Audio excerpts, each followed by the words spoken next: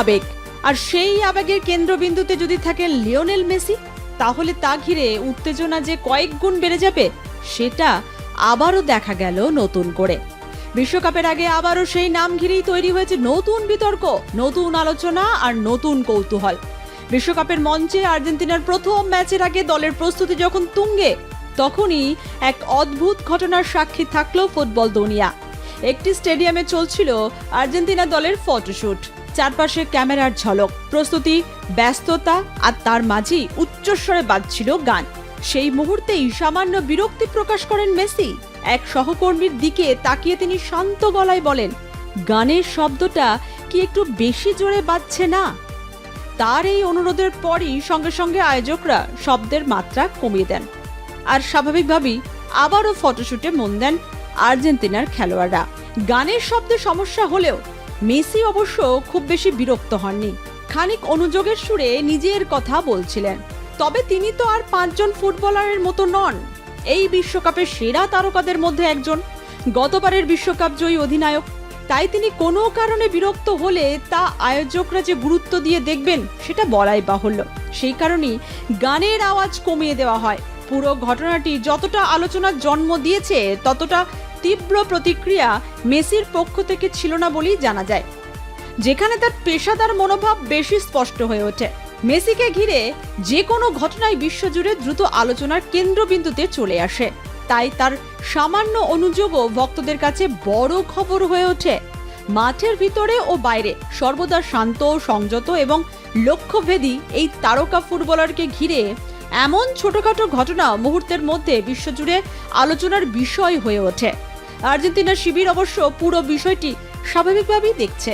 Coach Lionel স্কালোনির নেতৃত্বে তৈরি Argentina দল এই বিশ্বকাপে আবারও শিরোপা ধরে রাখার লক্ষ্য নিয়ে নামছে, আর সেই দলের নেতৃত্বে আছে মেসি নিজেই। কিরে, তোর বেশ র্যাশ হয়েছে দেখছি।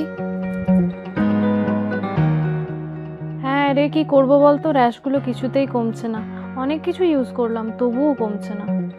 আমার মনে হয় তোকে কোনো একজন ভালো ডার্মাটোলজিস্টের কাছে দেখানো উচিত। তুই ঠিক বলেছিস, কিন্তু কোনো ভালো ডার্মাটোলজিস্ট থাকলে একটু সাজেস্ট কর না প্লিজ। এই তোর তো একবার র্যাশ হয়েছিল না? তুই কোথায় দেখিয়েছিলিস?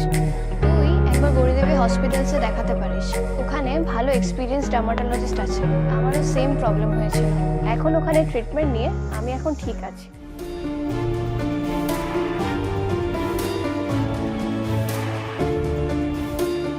গৌরী দেবী হসপিটাল, রাজবাঁধ, দুর্গাপুর।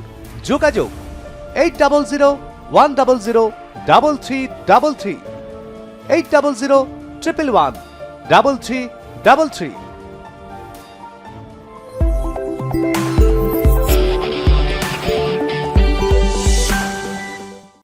এবারের বিশ্বকাপে মেসি খেলবেন কিনা তা নিয়ে অনেক জল্পনা ছিল। অবশেষে শেষ মুহূর্তে আর্জেন্টিনা 26 জনের দল ঘোষণা করে। তবে বিশ্বকাপের আগে চোটের ধাক্কা খেয়েছে আর্জেন্টিনা। চোটে ছিটকে গিয়েছেন ডিফেন্ডার লিওনার্দো বালের্দে, তার বদলে মার্কোস সেনেসিকে নেওয়া হয়েছে। প্রিমিয়ার লিগে খেলায় ডিফেন্ডার আর্জেন্টিনার হয়ে 3টি ম্যাচ খেলেছেন। বিশ্বকাপে আর্জেন্টিনার গ্রুপে রয়েছে আলজেরিয়া, জর্ডন ও অস্ট্রেলিয়া। 17 জুন বুধবার ভারতীয় সময় ভোর 6:30 আর্জেন্টিনার প্রথম ম্যাচ আলজেরিয়ার বিরুদ্ধে। 22 জুন রাত 10:30 অস্ট্রিয়া ও 28 জুন সকাল 7:30 জর্ডনের বিরুদ্ধে গ্রুপের বাকি 2 ম্যাচ খেলবে আর্জেন্টিনা। এই মাঝেই উঠে এসেছে কলকাতার সেই আলোচিত ঘটনার প্রসঙ্গ। 13 ডিসেম্বর 2025 কলকাতার লিওনেল মেসির সফর স্বপ্নের মুহূর্ত হয়ে উঠতে পারত, কিন্তু শেষ পর্যন্ত এই সফর পরিণত হয় এক চরম বিশৃঙ্খলার ঘটনায়।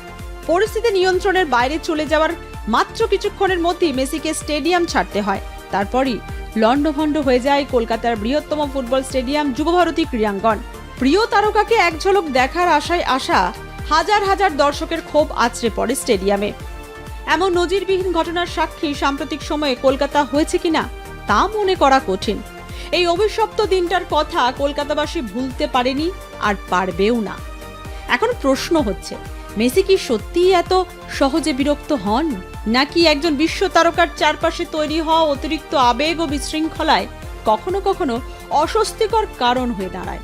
আসলে মেসি শান্ত স্বভাবের জন্যই তাকে আলাদা করে দেখা হয়। তিনি মাঠে যেমন ধৈর্য ধরে লড়াই করেন, মাঠের বাইরেও সাধারণত একই রকম সংযত থাকেন। শেষ পর্যন্ত এই ঘটনাগুলো মনে করিয়ে দেয় একজন কিংবদন্তিকে ঘিরে ভালোবাসার কথা। মাঠে হোক বা মাঠের বাইরে, মেসির উপস্থিতি মানেই বিশ্বজুড়ে কোটি মানুষের নজর থেমে যাওয়া। আর সেই কারণেই তার প্রতিটি ছোট প্রতিক্রিয়াও হয়ে ওঠে খবরের শিরোনামে। এই বিষয়ে আপনার কি মতামত জানান আমাদের কমেন্ট বক্সে। ব্যুরো রিপোর্ট, আর+ নিউজ।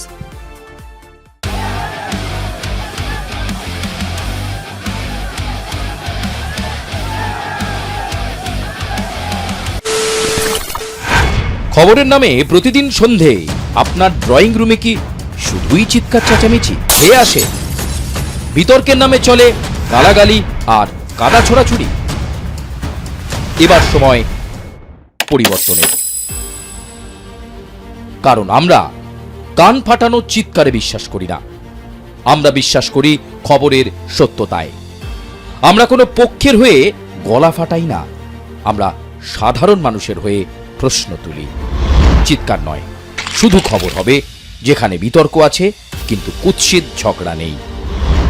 সঠিক তথ্য, বিশ্বস্ত খবর। নজর রাখুন আর+ নিউজে।